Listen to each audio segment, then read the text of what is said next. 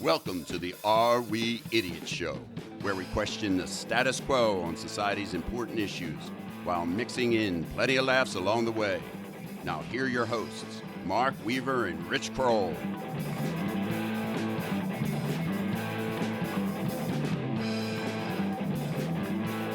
Hello again, everyone, and welcome to another edition of the Are We Idiots Show. We are your hosts, Mark Weaver and Richard Kroll. Wow, a lot of emotion in this intro today. I'm so excited because I finally am in the majority. A libertarian who has another libertarian in the room. It's just we feel so good because we're always outcasts. And this week I have a quorum. I have a majority feeling about me, so I'm happy. Well, it's very intimidating. Although you have a majority in this room, you represent half of all libertarians in the United States. Absolutely. Yeah, we'll get to our guest here in a moment. But, Rich, we always start with a tip of the day to just convey your wisdom to our listeners. Well, I thought about driving over here on this Wednesday evening, and it's raining pretty heavily. And First time in like 6 weeks, by the way. I think it's only the second time it's ever rained during one of our episodes, which is unusual. Yeah. But my tip of the day is, folks, water is not snow. Water, you mean? What did I say? Not water? water. No, water. You did your Philadelphia water. Wooder. I thought that's how you spell it. Werter. All right, folks, water is not snow. All right, so when you're driving, you don't have to act like you're driving in slippery snow. Yes, you can hydroplane, but that would take enough water to separate the wheels of the car from the road. But I would argue, just another point of view, that this time of year in this area of the country, there's lots of leaves that have fallen. So when you get leaves and a lot of water on the road, it can be very, very slippery. So Yes. almost as slippery as snow. Yes, Mark, and if I added other variables, like if an oil truck just spilled, I'm talking it. See how he does that? That's He amazing. puts a twist Well, on us it. libertarians, don't you know we're always right? Yes, I mean, come on. I have learned that. Yeah, I mean, we know we're right. But just thanks for that tip, Richie. And just Wait, a there reminder. was a tip in there? There was a tip. What was yeah. the tip? Just drive normal. Oh, be careful. Just drive normal. Be careful. Don't Got it. treat it like Not snow. not Got all it. tip of the day are equally Okay, valuable, I was gonna Alvaro. say, yeah, there's like a unique tip of the day. Wasn't one of my better ones, but it was We're already ganging up on you, Richie. No, that's situation okay. specific. Yeah, believe me. But by the way, Alvaro, who I'll introduce in a second, is a patron of ours. But we also have many other patrons: Mark Zlotnikoff, Eric Weaver, George Muldoon, Mike Smalls, Chris Barbie, Scott Carney, and you. You are the next one. If you're listening right now, go to our website, to the supporting listeners page, click on our Patreon link, sign up. Silver, bronze, platinum, whatever pleases you. We prefer platinum, don't we, Richie? We love platinum. It's the best. But hoping you'll consider doing that and being part of supporting our show. So we're going to turn to Alvaro now. Alvaro, first of all, welcome to the studio. Thank you. And as I mentioned, Alvaro and I are both libertarians. We worked together several years back, and we used to have lots of good philosophical conversations. That's one thing us libertarians like to do. We like to Talk. We like to debate. We like to and talk. But I would classify myself as not as economically libertarian as you. You're very strong in the economic realm. I'm more of a political libertarian with an economic interest. Right. But you're much stronger in the economic realm, and taxation in particular is something that you feel very strongly about, hence why you're here to talk to our listeners about taxation today. So why don't you give us a little background on, Sure. a few minutes of why you became a libertarian, why taxation is so passionate for you. Right. So thank you for having me in the Weaver Mansion. Absolutely appreciate it. I'll kind of just start off. I think I'm the nice libertarian, by the way. I don't always. I think in the past, maybe libertarians are painted as very aggressive in their arguing. I think I've kind of Very softened, passionate. very Yeah. passionate, Yeah. right? And I think I've kind of softened up through the years. I think my background. I'm a parent of, or excuse me, a child of scientists. They weren't necessarily the most conservative group, and I think once I started kind of earning a living, I realized, quite quickly what it was to actually have to earn a dollar, right? And so Earn $1.50 to bring home $1. yeah, exactly. And so again, without going through the long journey of it, I think I just started reading more and understanding. And I think for me, the point at which I think I kind of made a little bit of a turning point was just through kind of making that link between economic freedom, right, and the degree to which you're taxed, and I think this is apropos, right, and your personal freedom, right, or your political freedom. And so once you kind of can agree on where that link is, and certainly we're not here to tell people what their value system is, right? The idea is that everybody has that kind of social contract in the back of their head. Right. The fact of the matter is, you come into a level of what you believe is fair, right, or just for your personal situation. Right. And so I take it. Or even if you don't accept that, certain people have given up on it. You know what I mean? Even if they're libertarian, they've given up because they don't think they can do anything about the taxation that is assessed to them. Right. And I think everybody, this may be going back a little bit, right? But famously, David Lee Roth said there's a little Van Halen in every one of us, right? I think there's a little libertarianism in everybody. I don't always vote, libertarian like across the board. I just always keep it in the back of my mind. And I think that's kind of a good segue into kind of what we're going to talk about. Well, I always say that my libertarian is, my primary value is liberty. That's the way I would describe it. And I've chosen, and you've chosen, and Rich has chosen jobs that give us a lot of autonomy. And I really believe that I've been happy in that job for 30 years because it provides so much autonomy. And I really value, above most other things, other than maybe love of my family, the liberty and the autonomy that we have in this country and that I have in my job and what have you. So, Richie, are you starting to glaze over at this point really on is. libertarianism? But we haven't even gotten to Idiots of the Week yet. I wasn't sure why I started feeling nauseous, but I think... a quick parallel, little triangulation. Alvaro and I also go way back. Alvaro was one of my partners that was helping me sell 25 years ago, if you recall, back in the ATX days. And then we also had the opportunity to work together for a year at HP. Great to have you. And I will say this about Alvaro. He's truly one of the nicest guys I know and proves that nice guys can finish first. Does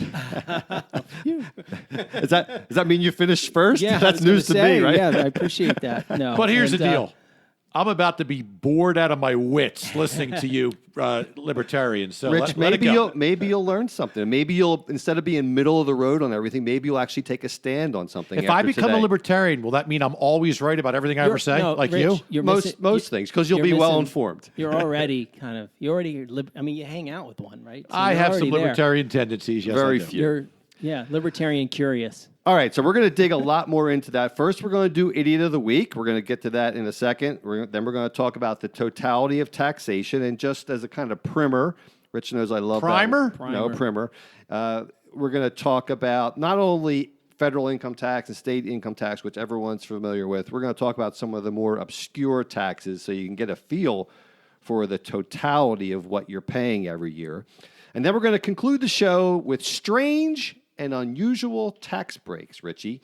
These are real tax breaks that were granted by the IRS, and I think we'll get some chuckles out of it. So Will any of these help our listeners save money? they may. There's one that in particular that I have you in mind for. Wow, so this is a value add. Not only could we could convert be. you to libertarianism, but we may help you on your taxes as well. All right, Richie, you always go first. And by the way, Alvaro, I forgot to tell you, but Rich is the final judge and jury as to who wins Idiots of the Week. We each have a nominee. Richie, you go first. My first nominee is actually dueling nominees from the University of Kansas. Basketball coach Bill Self and athletic director Jeff Long. I don't know if you heard this one, but Getting indicted, or not indicted, but under investigation by the NCAA. That is an outlying situation to this, but let me rattle this off to you. Okay. What should you do when your basketball program is caught up in the NCAA FBI wiretap scandal and faces 5 NCAA Level 1 violations? Of course, you invite Snoop Dogg to do a full-blown bachelor party men's club performance at your family-oriented late night in the Fog. Midnight Fog's Madness thing, right? Fog's the stadium they play in. Preseason celebration. This is the same basketball program where one of its top assistants left courtside seats for a noted porn star. Mr. Dog performed for 16,000 plus attendees featuring clothed strippers on 4 stripper poles, a mascot smoking a doobie, shooting a money gun with fake $100 bills at the crowd and boosters, singing unedited versions of his songs, using the N-word, bitch, a word that follows mother, and a host of other R-rated terms. The majority of the players are not old enough to drink. A good portion of the fans are not old enough to drive, and a good portion of the fans were or are in grade school. When asked by Howard Stern, Snoop said, "The audience enjoyed that SH''T. I don't know what the F they are talking about. When you pay for Snoop Dogg, you're going to get Snoop Dogg." The follow-up to this, the whole internet's busting both Bill Self and AD Jeff Long's chops. AD Jeff Long said, "We apologize for the Snoop Dogg performance at late night. We strive to create a family atmosphere at Kansas and fell short of that this evening." Yeah. The NCAA is scrutinizing the school's relationship with Adidas. Kansas recently signed a 14-year, $160 million extension with the apparel company to promote Snoop Dogg's performance. Kansas last week produced a video with Self wearing a shirt with a large Adidas basketball logo and a gold chain with a dollar sign on it. Wow. How do you get this wrong? And the AD basically tried to do a cop out as well, saying, "Well, we did put Snoop at the end of the program, so if people were offended, they could leave and they wouldn't miss anything," which I thought was really lame. Everyone stayed to see the performance. Of course. If he went first, they all would have left and skipped the scrimmages, right? All right, that's nominee number 1, Snoop Dogg / Bill Self / Jeff. I forget his name, Jeff but the AD. Long, the AD. All right, Alvaro, you go next. Who is your All right. nominee for Idiot of the Week? So I did have a runner-up. I don't know if this counts, right? So I started off my research, extensive research into this. I even Googled Idiot of the Week to see, where you guys get this massive Where we list. rate? Yeah. So the first person I came up with was JWoww from the Jersey Shore. Sure. Right? She apparently, during a Jersey Shore episode, one of the other cast members tightly wrapped his hand around another cast member who I believe was her boyfriend and touched her bottom in the Las Vegas nightclub. So I don't think that necessarily qualifies for being an idiot. It's more just her reaction about how hurt she was. Let's right? hear it. And her reaction is, after seeing tonight's episode, I'm pretty hurt. I feel disrespected by someone I called a friend and by someone who stated they loved me. For 5 months, I was kept in the dark about this. Meanwhile, you got to understand, it's on TV, right? So I don't know how 5 months go by, but for 5 months, I was naive, probably laughed at, and made into a storyline that will forever haunt me. My heart hurts on so many levels. One thing I learned from tonight's episode is know your value. Don't ever lower your standards. And I think those are words to live by. This is from a star of Jersey Shore Well, and even about the lowest brow program on earth. well, even JWoww, who was a bit of a wild card throughout the years on the show, and for her now, I guess she's turned into a nun. Yeah, exactly. All right, so that's your nominee. That's going to be my official nominee. My runner-up was a little more He's bringing serious. 2 nominees. He's breaking the rules. Wait. What's going on, Well, libertarians? Miss America didn't- pageant? So, in all honesty, it's possible that I fast forward over this section. It's possible sometimes. So I didn't know the sequence, but as a segue into today's episode, I had to nominate Beto O'Rourke, right? I really did for From the last comments, night? No, for the comments he made about and I know this is like more of a serious thing, but for the comments around taking away tax exempt status for charitable organizations. For charitable organizations for not agreeing with his position on same-sex marriage. So he kind of bent the I know I rules. just took He that didn't into a break different- them. He just kind of bent Well, them. you allow this if it's another Yeah. libertarian breaking the rules. So Libertarians are not good rule followers. Let's just be honest. So I just want to say that was my equivalency: JWoww and Beta. we appreciate it. Yeah. All right, Richie, here's mine. My nominee is, quote, staff ran fight club for dementia patients at a North Carolina assisted living center. 3 women ran a fighting ring at a North Carolina assisted living facility, encouraging residents to get into physical altercations, officials say. 3 workers at Danby House, a North Carolina facility, not only did not intervene in a fight between 2 residents with dementia, but according to police, they actually sought to provoke it and prolong it. The 3 took video of the fight and can be heard telling the residents to, quote, punch her in the face. No way. Then, of course, they shared the video on social media. There's a shocker, huh? The fight resulted in one of the residents being strangled to the point of her face turning red, the state report read. During the altercation, the staff member asked, "Are you recording? You going to send me that?" And the employees, Tanisha Deshawn Jordan, Tanasia Yvonne Tyson, and Marilyn Latish McKee, said they let the fight happen because one of the residents was, quote, always causing problems. Are these sisters? No, they have different names. Winston-Salem police arrested the 3 women this month and charged them with a misdemeanor assault on an individual with a disability. I didn't even know that was actually a crime. This is the funny thing. The center's spokesperson said it has a zero-tolerance policy for mistreatment of those in our care, and they're working on additional staff training and a more rigorous vetting process. Yeah, you think so? What, like headgear and wrapping the hands first? No, for their employees. I'm kidding, of course. All right, Richie, that's my nominee. Well, what say you? Here's the deal. Sports in general have become a crazy spectacle, often focused away from the event itself. Unfortunately, some of this activity that's more notorious for being related to pro events got brought into college. But how do you not? It's all big money. How do you not know Snoop Dogg's going to be a lunatic? Right? Exactly. So that was definitely in my lead. Alvaro's were good, but he did it so passively without a lot of without a lot of confidence. I have to pass over his. But hands down, when you have Fight Club, a institution responsible for protecting the vulnerable in society, and then you create a fight club amongst women, it's just mind blowing. But that was Danby. Where was that? Yeah, Danby, North Carolina. Close to Florida. We normally get these from Florida. Yeah, this was. They must have been former Florida residents. And I nominate. I'm going to send $1 to each of the workers that are probably fired now. In all seriousness, though, it really is a shame. You can imagine if that was your parents, your mother. Your I sister, mean, whatever. you'd be horrified. I mean, just awful. I mean, what is wrong with people? There's a lot wrong with people. Oh my goodness.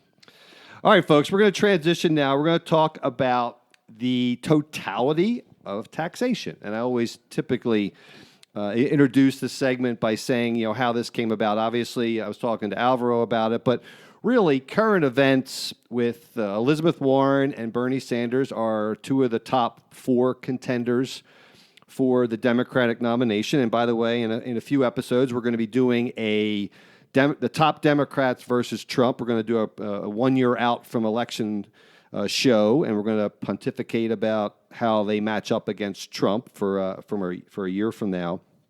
But 2 of the top contenders are proposing a wealth tax, a new tax on wealth. I think Bernie Sanders starts over $25 million in wealth, and Warren starts at $50 million, and they would tax you every year a certain percentage. And again, this is a new form of taxation that hasn't been tried before.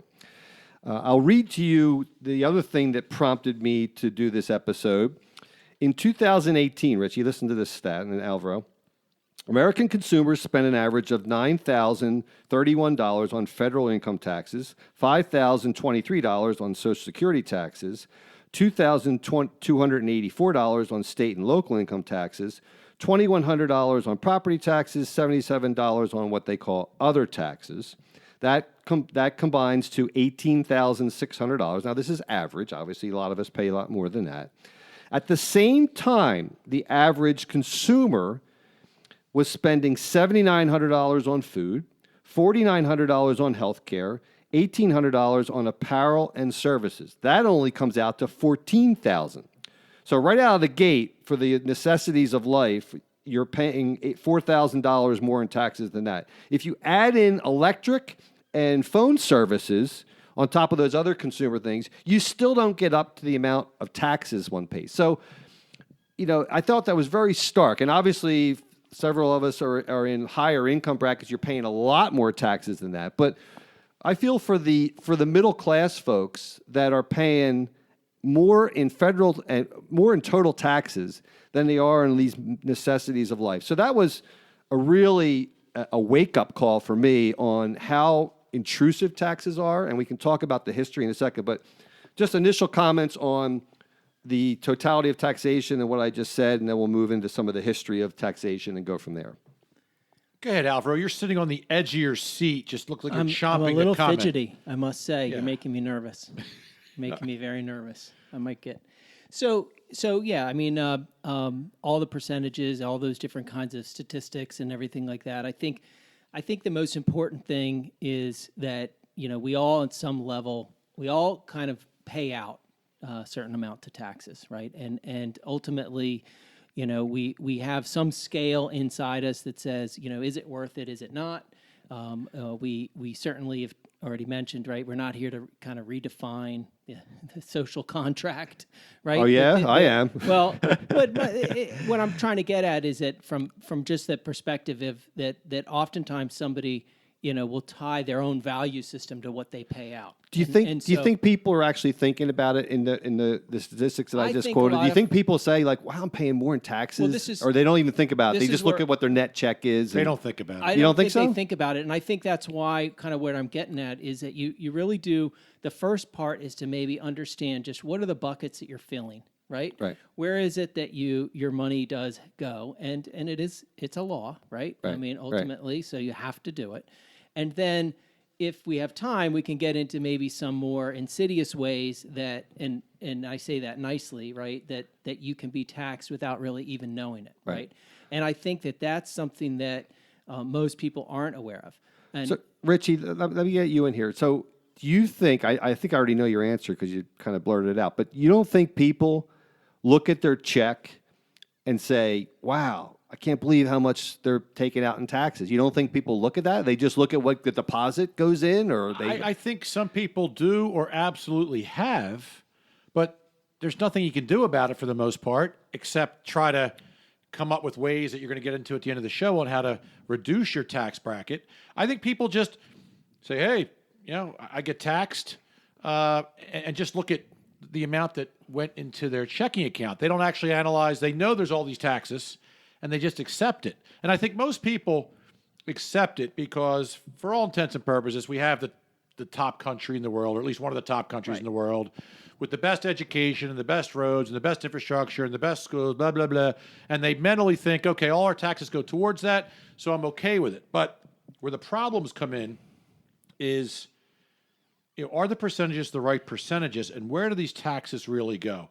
Where you could get the American public fired up is if they actually saw where some of this tax dollars go, or get embezzled and shoved in people's pockets, or given to no-bid contracts and to make people rich. That's where you could get people fired up looking closer. Well, and we've talked about this on other shows where the majority of the federal budget, I think it's 2/3 approximately, it's rough numbers, goes to programs like Social Security, Medicare, Medicaid, and the military. And we're watching it as we tape this show. We're watching the military industrial complex power play out in our politics right now, where Trump tried to pull 1,000 troops out of one portion of Syria and back to another part.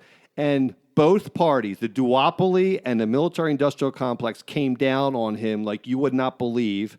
And you can't even cut 1,000 troops out of Syria where it's a quagmire for 5 years, and everyone freaks out about we should be in there and fighting. It's ridiculous. That should have been my Idiot of the Week nominee. Sorry, Alvaro, I cut you off. No. So I would just add one thing to what you're saying, and I totally agree that most people don't think about it.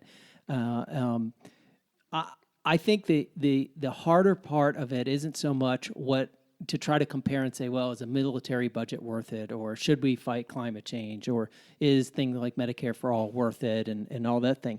I think what it is that through what amounts to some pretty, sophisticated financing, right?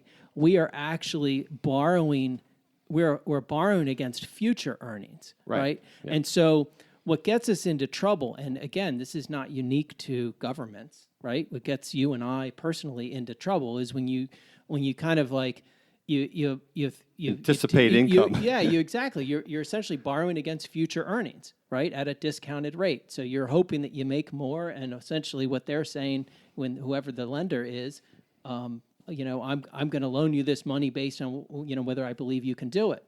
I think the problem with a government, right? I think the problem is that they have so many more tricks up their sleeve, right? So it's not just first of all, deficit. They can almost have unlimited spending as long as we're the reserve currency of the world, right? So as long as exactly, and we're all very, I think, blessed to be in a country where right now we're the reserve currency. But that doesn't always last. I mean, Britain, the British pound was a reserve currency. Before that, gold was. I mean, Right. So the tidbit or the nugget here is whether you believe whatever you believe, just keep asking, at what cost and compared to what. Right. So that's kind of a fundamental thing. And I know that you could never pay 100% of taxes, right? That's the common sense element around whether or not, if you paid 100% in taxes, which is inconceivable, there's no question to you that you wouldn't have enough money to travel, you wouldn't have enough money to eat, you wouldn't have enough money to that, and that to me translates to your sort of political freedom. But where is the middle ground there? That's kind of the, therein lies the rub. And part of what this show is about is a warning to those, and just some historical perspective we'll go into now, is that when governments introduce new taxes, it's always just at a very minimal level with very few people being affected. And then, once they get that approved, it starts to trickle down. So let me give you some examples. First of all, we all know that our whole revolution was caused by our distaste for taxes from the English government. The initial, after we became an independent country, the initial taxes were rich tariffs. And I think we all know now that tariffs are taxes. I think Rich knows that very well from my text strings. But they were on imports mostly, whiskey, some glassware. Actually, there was a number of windows were actually taxed in the early days. Then they went into poll taxes, which was the early property taxes. Stripper poles? No, not stripper poles. That was your Snoop Dogg tax. All right, that's University of Kansas. 1913 was really the big inflection point. That's when the 16th Amendment came in. Well, I would interrupt, actually, right after the Civil War. Right. Civil War had some income taxes, but then they quickly took them back. It was deemed unconstitutional. Right. But then they put in the 16th Amendment in 1913, and that we've had income taxes ever since. By the way, just for perspective, what I'm talking about, this Elizabeth Warren and Bernie Sanders thing, they're just only going to tax the wealthy people at 50 million. When the income tax went into place, Richie, 1%, the tax was 1% if your net was over $3,000. Now, $3,000 was worth like $100,000 today.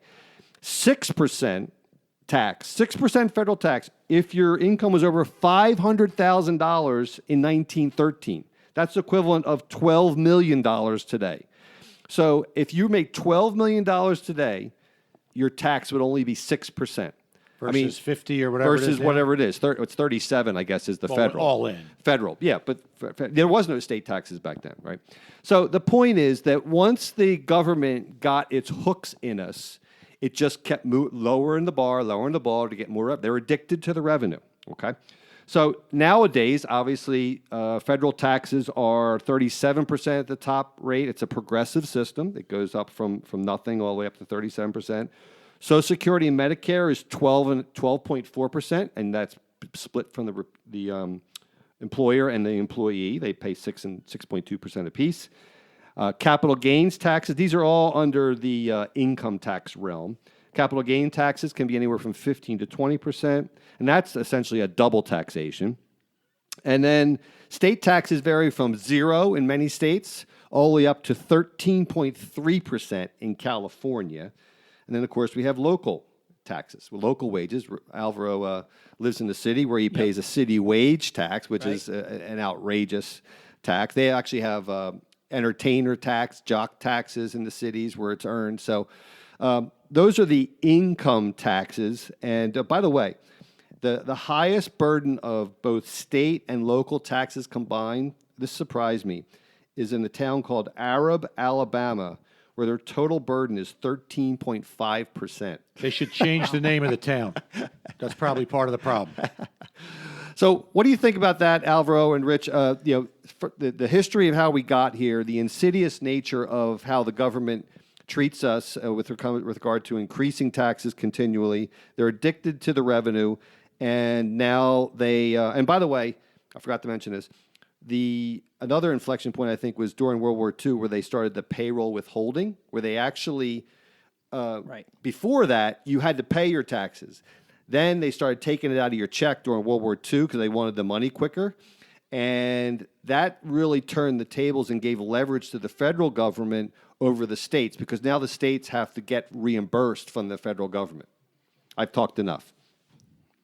Wow, I don't even, Alvaro, you please say something. I'm starting to sweat. All right, so Mark, you said a lot. Yeah, for sure. I tend to do that and once that's in a while. okay.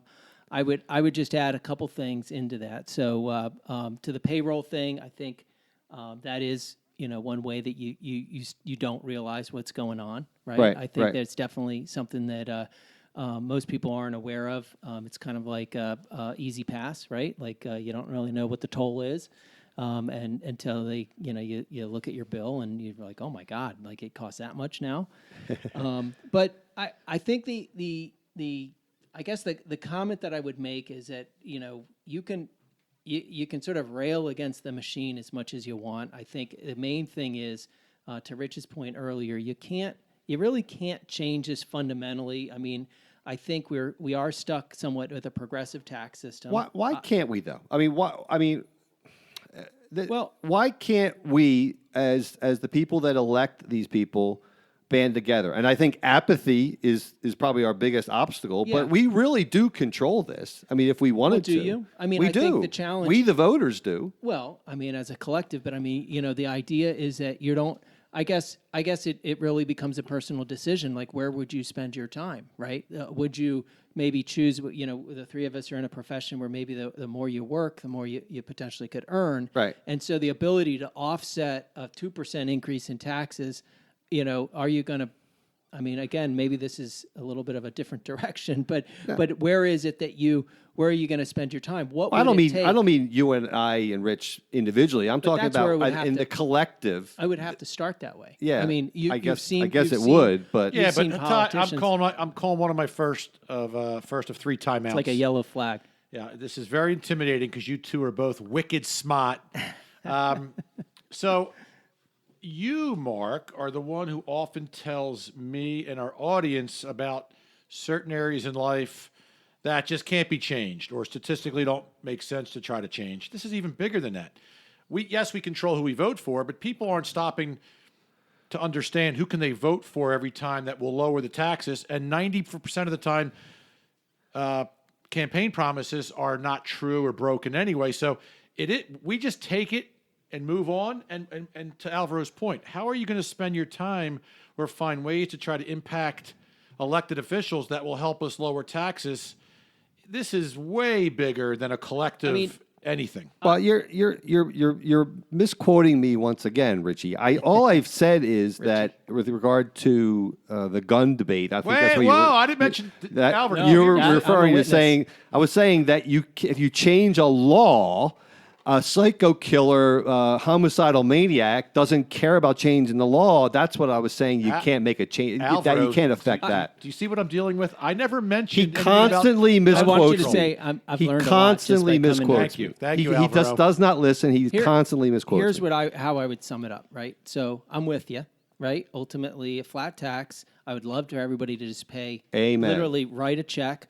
I want IRS to be on a postcard, right? Just what do you make? Multiply times whatever we decide, and send it in. It wouldn't And be no everybody- enforcement. and You could just everybody have it deducted would out of our know. checks, too. I No just don't enforcement think required. That's a political reality.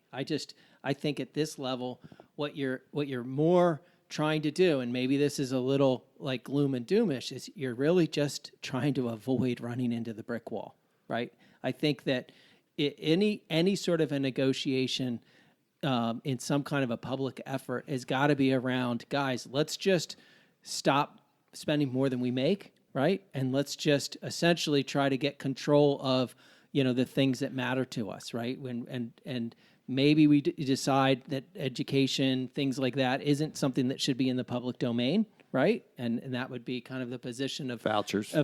or something like that.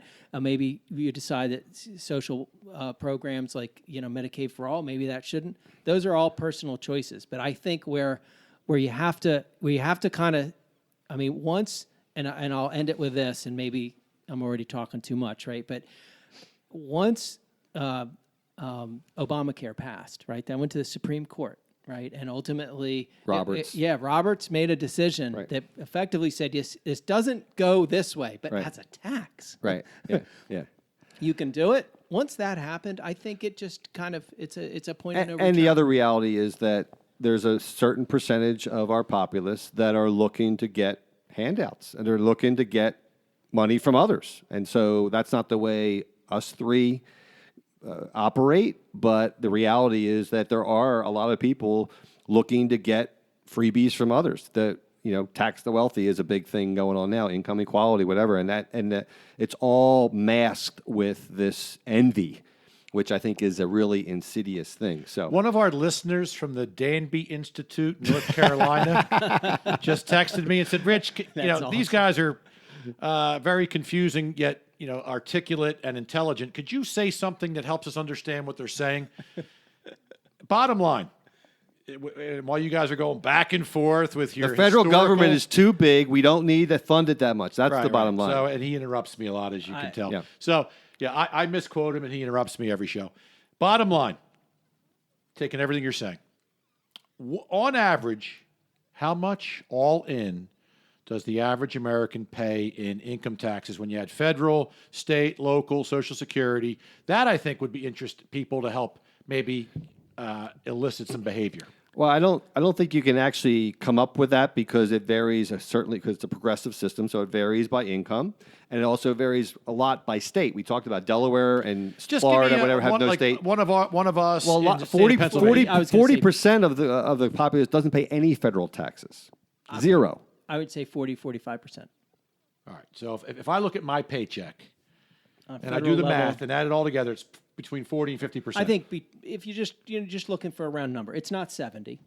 still that's it's- pretty, it's half not my there. paycheck or roughly But half is but pretty- high income owners in California are closer to 70% when you talk about everything. And here's what when this conversation came up, and I can remember whether it was in school or friends from other countries, they would use examples of how we're not so bad. I think in Canada, they can pay 60 or 70% taxes because they have free health care.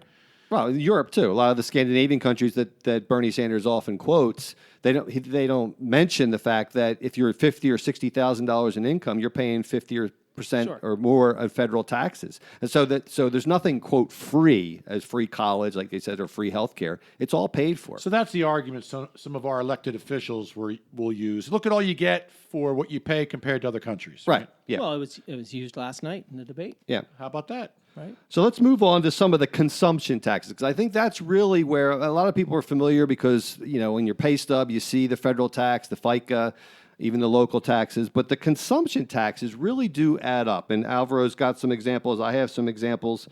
But these are what they call sales and use taxes. And sales taxes are usually applied in most states, not all states, but they're on any kind of tangible item that is non-necessity, right? So food typically is not, certainly grocery store food is typically not, but everything else pretty much is. And that can add up to a lot of money, hundreds of dollars, thousands of dollars in some cases a year. One of the things that is huge that most people don't talk about is property tax, millage. And what really kills Mileage or millage? Millage is the transfer tax. That is one of the most, and my wife's a realtor, so it's obviously part of her work life. But every time a real estate, a house or a piece of property transfers ownership, there's a one in Pennsylvania in this area, 1 or 1.5% tax just to transfer the real estate. There should be. There's paperwork involved, isn't there? That is outrageous, right? There's a sales tax on a car. Like a car could be sold 20 times in its life. There's sales tax every time you sell that car. That is outrageous. There's paperwork every time it's sold. Just because they can collect it. I mean, leasing. Most people, 75% of new cars purchased now are leased. I think maybe 80%. When you have a lease payment, taxes rolled into that lease payment. So if you have a $350 per month lease payment, you're paying $250 a year in tax, sales tax in that lease payment. And 80% of the people lease new cars are leased. What other examples, I have Alvaro, two, do you have? and this is on the lighter side, so feel free to jump in, right? So if you've ever wanted to soar above the earth in a hot air balloon, you're not alone. But if you want the security of staying attached to the ground while doing so, it will cost you. In Kansas, riding a balloon that's tethered to the ground is subject to an amusement tax. If it's not tethered, it's considered transportation and it's tax-free. So that's one. What if I have a really long rope? No, it's not transportation then. Got it. Because, you're... The other one I had here was around if you've ever spilled hot coffee on yourself, you probably consider coffee cup lids to be essential. You sadly are not a member of the Colorado State Legislature.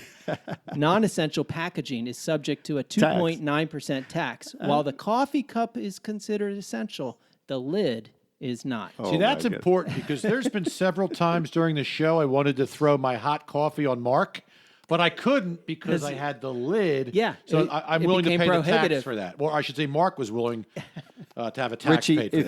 if you drive 15,000 miles a year, or listeners, if you drive 15,000 miles a year, and I'm making an assumption of 20 miles per gallon, which is low, and I think I figured it out at like $3.50 a gallon. So that would be $578 a year you pay in gas tax in Pennsylvania. And obviously some states are more than Pennsylvania. But it's 77 cents a gallon in tax for gasoline. Why? Is it a tariff? Well, I think there's a lot of reasons for that. They tried to get people to not drive as much. That was what the original intent was. But it's because they're addicted to the revenue, like anything else. If they can tax it, they will. You know what's weird? You guys are really getting me to think deeper. And I recall when I was doing my taxes last year with my accountant, she said, "What's this Are We Idiots show tax from your partner?" And it's everywhere. Alvaro, it's everywhere. It is everywhere. But do you think most people sit around thinking, I paid $600 in gas tax this year? Everyone just accepts it and builds it into their weekly, monthly, annual. They just pay it. But you know what this reminds me of? It's kind of a circular argument with a lot of these taxes pay for the departments that process the paperwork. Oh, I love this. Is where I want to. You set me up perfectly. Well, and I'll tell you what just popped into my head. So I once had a friendly debate with a priest about why I need an annulment, and I said, "Well, I don't really think it was Jesus' intention for me to be able to pay my way out of my marriage." And he said, "Well, we have to pay for our annulment department." I said, "You got to be kidding me." Yeah. So this reminded me of this whole conversation. Well, after 9/11, the Homeland Security initiated a passenger fee on all airline tickets. It's $11.20 round trip to pay for the TSA.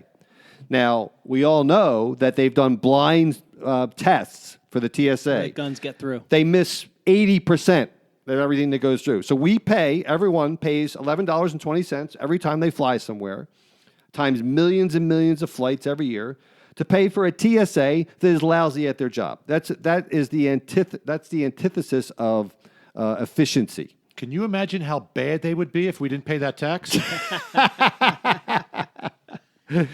So, Alvaro, what other examples do you have? I know there's there's a couple of them. airline tickets, hotel, rental cars, entertainment, cable bill, phone bills. I mean, So I'll get into taxes two, galore. But you may need to cut me off here. So Yeah, because we gotta move on after a couple minutes. couple minutes. All right. So the first one I just wanted to bring, and it related to kind of the 16th Amendment and all that stuff, where like it started.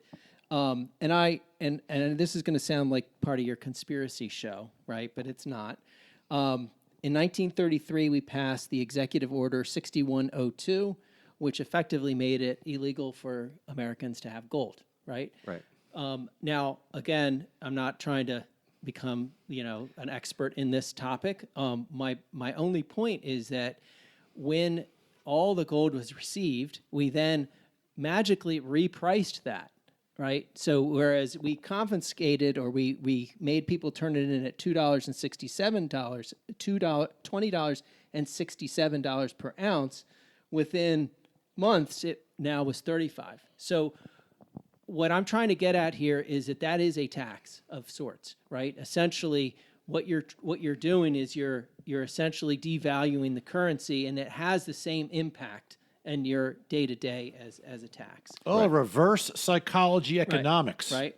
The other thing that I just, again, around the lines of, and I know we only have a minute here, what you mentioned with the roads, right? And so just keep your eye on Easy Pass, right? And again, this is not a conspiracy theory show, right? But one of the things that's going on with Easy Pass, and this is right now going on in Connecticut, where they are effectively going to the Department of Transportation to borrow, to help with federal loans to essentially fix congestion points in Connecticut. The reason that's important is that when you go and you do something like this, the basis for that loan is, again, future income from Easy Pass recipients.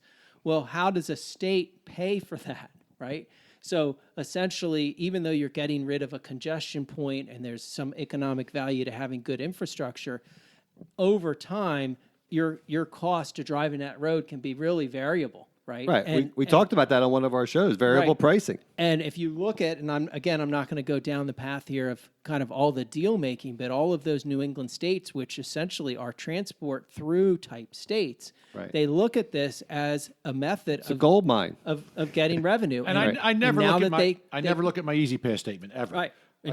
The other thing they're doing with Easy Pass is $600 or $700 a month. Oh, yeah. Then you'll start to look at it, right?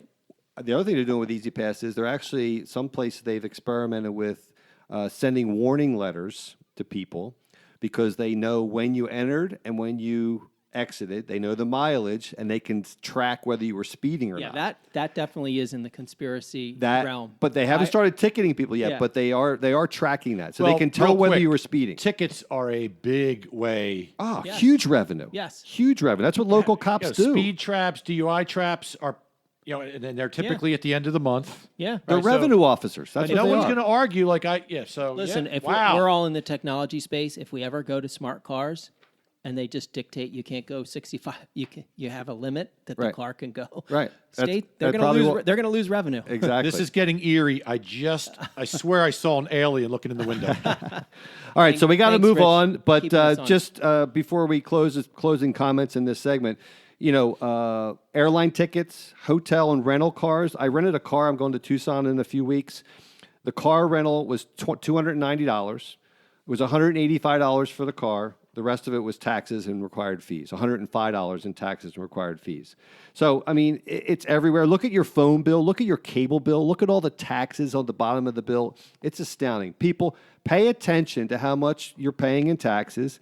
Tell your representative you want it lower. I regularly speak to my Lower Merion councilman. He probably hates my guts about keeping costs low, lowering our budget, and I'm a vocal critic of expanded government. You too can do it in your neighborhood. He does hate your guts. He just texted me.